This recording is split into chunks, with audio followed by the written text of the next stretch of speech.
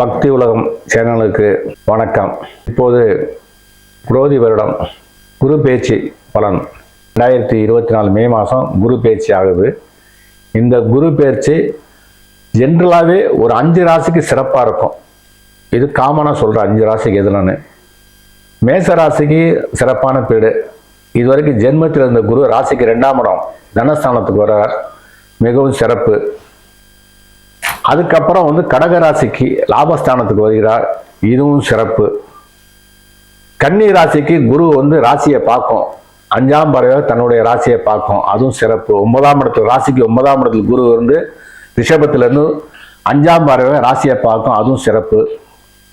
அதுக்கப்புறம் மகர ராசியை காலபுருஷனுடைய 10வது வீடு மகர ராசியை ராசிக்கு 5ஆம் இடத்தில் ரிஷபத்திலிருந்து 9ஆம் பார்வையாக ராசியை குரு பார்க்கும். ஸோ இந்த 5 ராசியும் சிறப்பு. மேஷம், கடகம், கன்னி, விருச்சிகம் அண்டு மகரம். விருச்சிக ராசிக்கு சமசப்தம பார்வையாக ராசிக்கு 7ஆம் இடத்திலிருந்து சமசப்தம பார்வையாக பார்க்கறனால இந்த 5 ராசியும் மிகவும் சிறப்பு. இப்போ முதல் மேச ராசியை பற்றி பார்ப்போம். மேசராசி காலபுருஷனுடைய முதல் வீடு.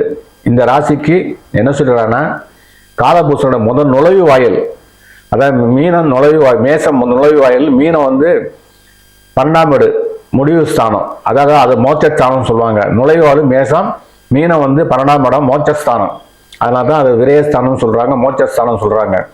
அப்போ காலபுருஷனுக்கு 1ஆம் வீட்டிலிருந்து 2ஆம் இடத்துக்கு குரு பேச்சு ஆகிறார். மேசத்திலிருந்து ரிஷபத்துக்கு குரு பேச்சினால மேசராசிக்கு ஜென்ம குருவா இருந்த குரு இந்த குரு பேச்சு மிகவும் சிறப்பான குரு பேச்சு. வாக்கு தனஸ்தானத்துக்கு வருவதனால பொருளாதார முன்னேற்றம் ஏற்படும், எடுத்த காரியம் சிறப்பாக இருக்கும். அதே மாதிரி குடும்பத்தில் சுபகாரிய செலவுகள், அதாவது கல்யாண செலவுகள், அதே மாதிரி அரசாங்கத்து உத்தியோகத்தில் முயற்சி பண்றவர்களுக்கு, ஏன்னா குரு பகவான் சூரியனோட நட்சத்திரத்தில் டிராவல் பண்ணாரு, கார்த்திகை 2ஆம் பாவத்துக்கு வருவதால அரசாங்க உத்தியோகத்தில் முயற்சி பண்றவருக்கு, கவர்மெண்ட் அரசாங்க சம்பந்தம் கவர்மெண்ட் எக்ஸாம் எழுதுவதற்கெல்லாம் இது சிறந்த ஒரு அமைப்பாக இந்த குரு பேச்சு இருக்கு. அதே மாதிரி குரு தசை நடக்கிறவங்களுக்கும் சூரிய தசை நடக்கிறவங்களுக்கும் இது ஒரு பொற்கால ஆண்டாக அமையும். அதாவது ரிஷபராசியில குரு பேச்சு ஆகிறதுனால மேசராசிக்காரர்களுக்கு இந்த குரு பயிற்சி அரசாங்க உத்தியோகம் கிடைப்பதற்கும் வேலை வாய்ப்பு கிடைப்பதற்கும் மிக சிறப்பான ஆண்டாக அமைய வாய்ப்பு உள்ளன. கடின உழைப்பு பண்ணணும். இவங்களுக்கு நிறைய படித்தாங்கன்னா வெளிநாடு சென்று வேலை வாய்ப்பு தேடுவதற்கும் அயல்நாடு சென்று படிப்பதற்கும் மிகவும் ஒரு ஏற்றமான காலம். அதே மாதிரி ராகு தசை நடக்கிறவங்களுக்கு, மேச ராசியில் ராகு தசை நடக்கிறவங்களுக்கு, ராசிக்கு 12ஆம் இடம் மீனத்தில் ராகு இருக்கனால, அதே மாதிரி சனி லாபஸ்தானத்தில் இருக்கனால இந்த குரு பேச்சு மிகவும் சிறப்பான ஆண்டாகமும். பெண்களுக்கு, அதாவது துணி தைக்கிறவங்க, டெக்ஸ்டைல்ஸ் சம்பந்தப்பட்டது, டெய்லரிங் சம்பந்தப்பட்டவர்களுக்கும் மிகவும் சிறப்பான ஆண்டாகும். மாணவர்களுக்கு இது பொற்கால ஆண்டு. அக்ரிகல்ச்சர் விவசாயங்களுக்கும் சிறப்பான ஆண்டாக அமைய வாய்ப்புள்ளன. குரு தனஸ்தானத்திலிருந்து 10ஆம் இடம் காலபுருஷனுடைய 10ஆம் இடம் மகரத்தை, மேசராசி 10ஆம் இடம் மகர ராசியை குரு பார்க்கறனால புதிய தொழில் தொடங்குவதற்கு மிகவும் ஏற்றமான ஆண்டாக அமையும். அதே மாதிரி கல்யாண வயதில் இருக்க ஆண் பெண் இருபாலருக்கும் திருமணம் நடக்க வாய்ப்புகள் உள்ளன. ரிஷபராசி நேர்கள் சுக்கிரனுடைய வீடு. இங்க சுக்கிரன் ஆட்சி, சந்திரன் உச்சம். சுக்கிரன் ஆட்சி, சந்திரன் உச்சமாகக்கூடிய இடம் ரிஷபம். காலபுருஷனுடைய 2ஆவது வீடு. இந்த வீட்டுக்கு குரு பகவான் வருகிறார். இது குரு வலயம். ஜெனரலா என்ன சொல்லிருக்கேன்னா, ரிஷப ராசிக்கு குரு நல்ல கிரகம் கிடையாது, இருந்தாலும் அவர் குரு வலயத்துக்குள்ள, ரிஷபம் சிறராசியா இருக்கனால குரு வலயத்துக்கு வர்றார். குரு வலயத்தில் வரும்போது அந்த வீட்டில இருந்து 5ஆம் இடம் பூர்வ புண்ணியஸ்தானம், அதே மாதிரி 7ஆம் இடம் கலத்திரஸ்தானம், அதே மாதிரி 9ஆம் இடம் பாக்கியஸ்தானத்தை பார்க்கனால சின்ன அதாவது குழந்தைகள் படிக்கிற வயசு குழந்தைகளுக்கு இவங்க நிறைய செலவு பண்ணக்கூடிய சூழல். குரு ஜென்மத்தில் இருக்கனால், ராசியில் இருக்கனால தன்னுடைய குழந்தைகளுக்கு படிப்புக்காக அதிக எக்ஸ்பென்ஸ் பண்ணக்கூடிய செலவு காலமாக இருக்கும். அதனால வெளிநாட்டு படிக்கக்கூடிய மாணவர்களுக்கு அதிகம் செலவு செய்து படிக்கக்கூடிய வாய்ப்புகளை உருவாக்கக்கூடிய வாய்ப்புகள் அதிகமாக இருக்கும். கடல் கடந்து பயணம் போவதற்கு, அதாவது வெளிநாடு சென்று படிப்பதற்கு ஒரு வாய்ப்பை இந்த குரு பேச்சு ஜென்ம குரு ஏற்படுத்தி வைப்பார். அதே மாதிரி ராகு தசை குரு தசை நடப்பதற்கு மிகவும் ஏற்றமான காலமாக அமைய வாய்ப்பு உள்ளன. அதாவது ரிஷபராசி நேர்களுக்கு மட்டும் ஒரு விஷயம் சொல்றேன். ஏன்னா ரிஷபராசி காலபுருஷன் 2ஆவது வீடு, சுக்கிரனுடைய வீடு. இவங்க கலைத்துறை சார்ந்தவர்களுக்கு, கலைத்துறை, எழுத்துத்துறை, இயக்குனர் துறை, தயாரிப்பு துறை சார்ந்தவர்களுக்கு மிகவும் ஒரு பொற்கால ஆண்டாகும். ஏன்னா சனி 10ஆம் இடத்துல ஆட்சி பெற்று இருப்பதாலும், ரிஷபராசிக்கு சனி 10ஆம் இடத்துலையும் குரு ராசியிலையும் இருப்பதாலும், ராகு 11ஆம் இடத்துல இருப்பதாலும் ரிஷபராசிக்கு மிகவும் சிறப்பான ஆண்டாக அமையும். ஜென்ம குருவா இருப்பதனால இவங்க வந்து சிறராசியில இருப்பதனால இவங்க திருச்செந்தூர் சுப்பிரமணிய சுவாமி கோயிலுக்கு வந்து போயிட்டு வந்தாங்கன்னா இவங்க நினைத்த காரியம் பிள்ளைகளுடைய எதிர்காலத்துக்காகவும் அவங்களுடைய வளர்ச்சிக்காகவும் எடுக்கக்கூடிய காரியம் எல்லாமே வெற்றியாக முடிவதற்கு வாய்ப்புகள் ஏற்படும். அதே மாதிரி விவசாயம் செய்கிறவர்களுக்கு, விவசாயிகளுக்கு அரசாங்கத்தின் மூலம், கவர்மெண்ட் மூலம் அதாவது கடன் உதவிகள் கிடைக்கிறதுக்கு வாய்ப்பு உண்டு. பெண்களுக்கு ஏற்றமான ஆண்டாக இருக்கும். கலைத்துறை சார்ந்தவர்களுக்கு, கலைத்துறை மேக்கப் மேன், அதே மாதிரி காஸ்டியூம் சம்பந்தப்பட்ட தொழில், அதே மாதிரி வந்து ஆர்ட் டைரக்டர், பிலிம்ல கேமராமேன், தயாரிப்பாளர்கள் போன்றவர்களுக்கு மிகவும் ரிஷபராசிக்கு மிகவும் ஒரு பொற்கால ஆண்டாகும். அது சனி வந்து 10ஆம் இடத்துலையும் ராகு 11ஆம் இடத்துலையும் குரு ராசியில் இருக்கும்போது கலைத்துறை சார்ந்தவர்களுக்கு ஒரு பொற்கால ஆண்டாக அமைய வாய்ப்புகள் அதிகமாக உள்ளன. அதே மாதிரி திருமணம் தடைகள் இருந்த, அதே ராசிக்கு 7ஆம் இடத்தை குரு பார்க்க, விருச்சிக ராசியை குரு பார்க்கறனால இதுவரைக்கும் திருமண தடைகள் இருந்த ஆண் பெண் இருபாலருக்கும் திருமண ஒப்பந்தங்கள், அதாவது இந்த வருஷம் 2024 மே மாசத்திலிருந்து திருமண ஒப்பந்தங்கள் நடக்க வாய்ப்புகள் ஏற்படும். அதை ஏப்ரல் மாசம், மே மாசத்துல இருந்து ஆரம்பிச்சு ஜூனுக்குள்ள, மே, ஜூன், ஜூலை, ஆகஸ்டுக்குள்ள திருமண ஒப்பந்தம் ஆரம்பிடும்.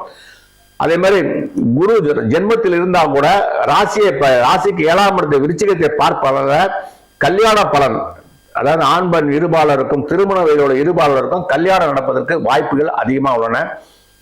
வெளிநாடு சென்று படிப்பதற்கு கடின முயற்சி பண்ணால், அதுல ரிஷபராசி ராகு தேசம் நடக்கிறவங்களுக்கு, அதாவது மிருகசீடம் ரோகிணேஸ்வர பிறந்தவங்களுக்கு 11ஆம் இடத்தை மீனத்துல ராகு, குரு வீட்டுல ராகு இருந்து அந்த வீட்டுக்கு அறிந்த குரு ராசியில இருப்பனால கடல் கடந்து பயணம் போவதற்கு வாய்ப்புகள் அதிகமா இருக்கின்றன.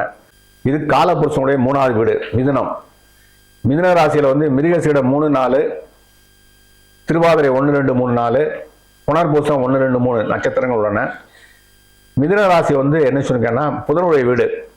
இங்க புதன் வந்து ஆட்சி பெறுகிறார். அதனால இவங்க வந்து எப்பவுமே தெளிவா இருப்பாங்க. இந்த மிதுன ராசி, மிதுன லக்கணத்துல பிறந்தவங்களுக்கு எப்பவுமே கணக்கு போட்டு கச்சிதமா எந்த காரியத்தையும் நடத்தக்கூடிய சாமர்த்தியம் உள்ளவங்க மிதுன ராசிக்காரங்கள். இவங்க வந்து ஆடிட்டர், பேங்கர்ல ஒர்க் பண்றது, ஆடிட்டிங் சம்பந்தப்பட்ட தொழில் செய்யறவங்க, லாயர், கணக்கர், பண உறவு சொல்லக்கூடிய தொழில், இந்த மாதிரி தொழிலெல்லாம் இவங்களுக்கு அதிகமாக ஏற்படும். அதே மாதிரி ஷேர் மார்க்கெட்டிங், இந்த மிதுன ராசிக்காரங்க வந்து நல்ல திசைகள் ஓடிட்டு இருந்ததுன்னா இந்த ஷேர் மார்க்கெட்டிங் கரெக்டா பண்ணாங்கன்னா, இந்த சனி பயிற்சியும் இவர் குரு 12ஆம் இடத்துல இருக்கிறார், ராசிக்கு 12ஆம் இடத்துல குரு, இந்த குரு பயிற்சி வந்து ராசிக்கு 12ஆம் இடத்துல வருதுனால சுபகாரிய செலவுகள், குடும்பத்தில் நிறைய சுபகாரிய செலவு நடக்கும். கல்யாண காட்சிகள், வீட்டில் சுபகாரி, வீடு கட்டுறது, அப்ப வீட்டுக்கு தேவையான பர்னிச்சர் வாங்குறது, கார் வாங்குறது. அதாவது மிதுன ராசிக்கு 7க்கும் 10க்கு அதிபதி குரு ராசிக்கு 12ஆம் இடத்துல ரிஷபத்தில் வருவதனால சுபகாரிய நிகழ்ச்சிகள் நடப்பதற்கு மிகவும் ஏற்றமான காலமாக மிதுன ராசிக்கு அமைந்துள்ளன. மிதுன ராசி பெண்கள் வந்து ஜென்ரலாகவே என்ன சொல்லுங்கன்னா அவங்களோட உஷாரா பேசணும், அவங்க தெளிவா இருப்பாங்க, ரொம்ப கால்குலேஷனா இருப்பாங்க, அவங்களோட வந்து நேர்மையா இருப்பாங்க, அதே மாதிரி பணத்துல கரெக்டா இருப்பாங்க, குடுக்கல் வாங்கல கரெக்டா இருப்பாங்க. இதெல்லாம் பெண்களுக்கு கண்டிப்பா இருக்கும். மிருகசீடம், திருவாதிரை, புனர்பூசம், இவங்கெல்லாம் வந்து இவங்க ஒரு கால்குலேஷன் பண்ணியே வாழ்வாங்க, ஒரு வட்டத்துக்குள்ளே வாழ்வாங்க. அதே மாதிரி தான் எடுக்கக்கூடிய காரியத்துல கண்ணும் கருத்துமா இருப்பாங்க பெண்கள். அதே மாதிரி ஆண்களும் அதே மாதிரி தான், 10 பைசா கொடுத்தாலும் திருப்பி வாங்கிடுவாங்க. அதுக்கு அந்த பண விஷயத்துல ரொம்ப தெளிவா இருப்பாங்க. அதே மாதிரி இவங்க வந்து எந்த ஒரு விஷயத்திலும் யோசிப்பாங்க. ஏன்னா மிதுன ராசிக்காரங்க வந்து புதனுடைய வீடுனால இதனால நமக்கு லாபம் இருக்கா நட்டா இருக்கான்னு யோசிப்பாங்க. ஏன்னா குரு வந்து 12ஆம் இடத்துல விரயஸ்தானத்துக்கு வரதுனால கொடுத்தா திரும்பி வருமா, திரும்பி வராதா, இல்ல அவங்க கொண்டு போயிடுவாங்கலாம், இதெல்லாம் வந்து ஆனா கொடுக்க வர மட்டும் கவனமா இருக்கணும். ஏன்னா குரு வந்து விரயஸ்தானத்துக்கு வரதுனால கொடுக்கற வகையில கவனமா இருங்க. அதனால இந்த குரு பேச்சு தேவையில்லாத விரயங்கள்லாம் வர்றதுக்கு வாய்ப்பு இருக்கு, அதை அவாய்ட் பண்ணிக்கோங்க. சுபகாரிய செய்யலாம், அதாவது சுபகாரியத்துக்கு இந்த குரு நல்ல ஹெல்ப் பண்ணணும். வீடு வாங்குறது, பொண்ணுங்களுக்கு கல்யாணம் பண்ணி வைக்கிறது, பசங்களுக்கு படிப்புக்கான விஷயங்கள் செய்யறதெல்லாம் இந்த குரு பயிற்சி மிதுன ராசிக்கு சிறப்பான அமைப்புக்கு வாய்ப்பு உள்ளன. அதே மாதிரி மிதுன ராசிக்காரங்கள் வந்து எப்பவுமே ஒரு விஷயத்துல இறங்கிட்டாங்கன்னா அதுல அந்த விஷயத்த முடிக்காம மற்ற விஷயத்துக்கு போக மாட்டாங்க, குறிக்கோள இருப்பாங்க. ஏன்னா மிதுன ராசிக்கு என்ன சொல்லுங்க, ராசிக்கு 6ஆம் இடம், அதாவது ராசிக்கு 4ஆம் இடம் வந்து கன்னி, காலபுருஷனை 3ஆம் ஆறு கூடிய புதனா இருக்கனால இவங்க ஒரு தொழிலை வந்து ரொம்ப நேர்த்தியா செய்வாங்க. இவங்க ஒரு தொழில் செஞ்சாங்கன்னா அதுல நேர்த்தி இருக்கும், அழகு பட செய்வாங்க, ஒரு கால்குலேஷன் இருக்கும். ஆனா பண வயசுல ரொம்ப தெளிவா இருப்பாங்க. அது மட்டும்தான் அந்த ராசிக்காரனுடைய சிறப்பு அம்சம். அதே மாதிரி நல்ல மெமரி பவர், ஏன்னா புதனுடைய வீடா இருக்கனால மிதுன ராசி மிதுன லக்னத்துல மெமரி பவர் ஜாஸ்தியா இருக்கும், ஞாபக சக்தி அதிகமா இருக்கும். இவங்கெல்லாம் ஒரு காரியத்துல வந்து இறங்குனாங்கன்னா அந்த காரியத்தை மிகவும் சிறப்புடமா சீரும் சிறப்புமா செய்யக்கூடிய ஆற்றல் இவங்களுக்கு உண்டு.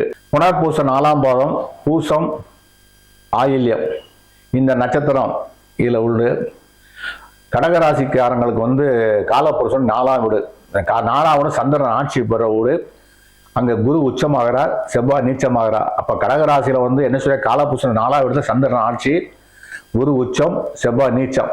அதனால இந்த வீட்டுக்கு என்ன சொல்லியிருக்காங்கன்னா, இவங்க கடகராசிக்காரங்க ஜெனரல் 4ஆம் வீட்டுல சந்திரன் ஆட்சியா இருக்கனால இவங்க எப்பவுமே தாயார் மேல அதிக பற்று உள்ளவங்களா இருப்பாங்க.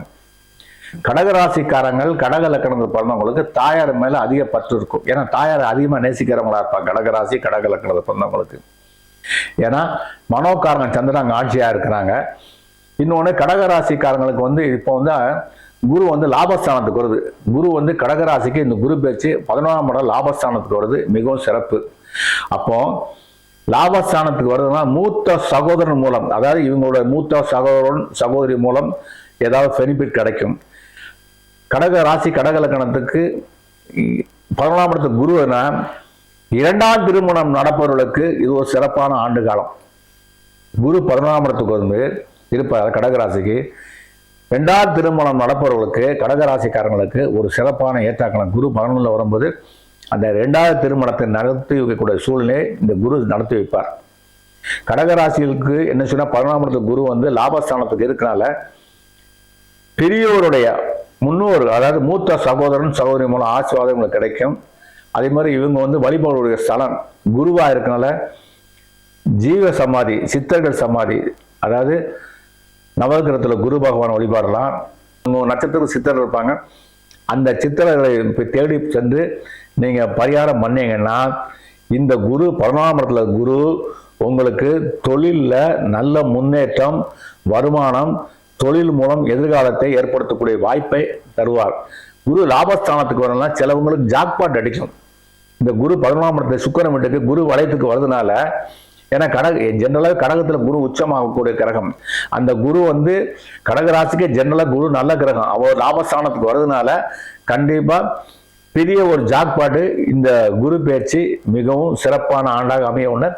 ஆனா அஷ்டமத்து சனி அதே சனி நடந்துக்கனால இவங்க வந்து ஹெல்த்தை மட்டும் கொஞ்சம் கவனமா இருக்கணும். ஏன்னா 8ல் சனி இருக்கனால 2023, 24, 25 மார்ச் ஏப்ரல் வரைக்கும் ஹெல்த்ல கொஞ்சம் கவனம் செலுத்துங்க. ஹெல்த் உபாதைகள் வர்றதுக்கு வாய்ப்பு. 8ல் குரு, சில விஷயங்கள் உடம்பு உபாதைகள் வரலாம். அதே மாதிரி நிறைய வாக்குவாதம் பண்ணாம இருக்கணும். 8ஆம் இடத்துல சனி இருந்து சிம்மத்தை பார்க்க, 2ஆம் இடம் வாக்குஸ்தானத்தை சனி பார்க்கறதுனால ஸோ பேச்சில் நிதானம் தேவை. ஆனா குரு ரொம்ப ஃபேவரா இருக்கனால உங்களுக்கு பொருளாதாரத்துல எந்த ஒரு தடங்களும் வராது, நினைத்த காரியம் சிறப்பாக நடக்கும், பொருளாதாரத்தில் வருமானம் கூடும், மூத்த சகோதரன் சகோதரி மூலம் லாபம் கிடைக்கும். நன்றி, வணக்கம்.